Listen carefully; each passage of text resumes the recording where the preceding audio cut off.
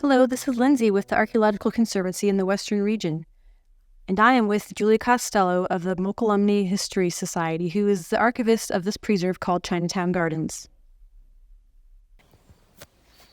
So the view up here that you're looking, we have the three major rock walls, and the stream bed has been pushed over to the left, cascading down, and these terraces would have been filled with vegetables and fruit trees, and it was a commercial garden that supplied miners and towns all around Mokelumne Hill from the 1850s to up to the 1880s, late 1880s, 1890s, when the gold rush kind of petered out.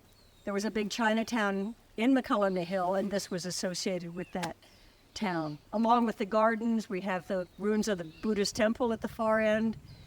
The gardens had a pond and a tea house, oral history tells us, memories of people who lived here. And some dwellings of the, we presume, gardeners, people associated with it, along with a pig roasting oven, which was used for festivals and events where they would roast a pig and then sell little packets folded in paper for the people in town. So we're standing at the south end of Chinatown Gardens, 4 acres, and it goes down this gulch on your left.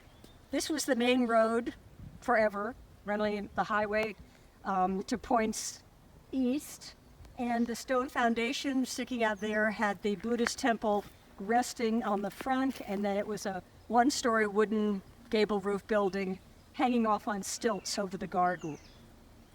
The other features we have here, this big rectangular area that you can see that's nice and flat, we call the processing area. It's lined with rocks along the sides, and there's a cache of great Chinese storage jars along the side of it. So on this platform out here, we imagine the processing of the vegetables took place. They could bring them up from the gardens, sort them, clean them, and the wagons along this road could be easily loaded. There's a stone wall along the edge here, which again dates to the period of the gardens. We have written accounts from past residents that this was a pond in the middle where you can see the green and the cattails growing up. So the pond, we have some accounts from old-timers who wrote down their memories, and they had growing water chestnuts, likely they had water lilies, and they said there was a tea house next to the pond. So we're picturing something very homey and exotic, and something the Chinese would love to come and sit in. This large mosaic depicts Chinatown Gardens being overflown by a traditional Chinese dragon chasing a flaming pearl. It was created with ceramic sherds recovered from Mokelumne Hill Chinatown. Unlike many of the Archaeological Conservancy's preserves, which are closed to the public, Chinatown Gardens operates as a public open space. Site stewards, including representatives of the Mokelumne Hill History Society, keep a close watch on the preserve and help with education and interpretation efforts.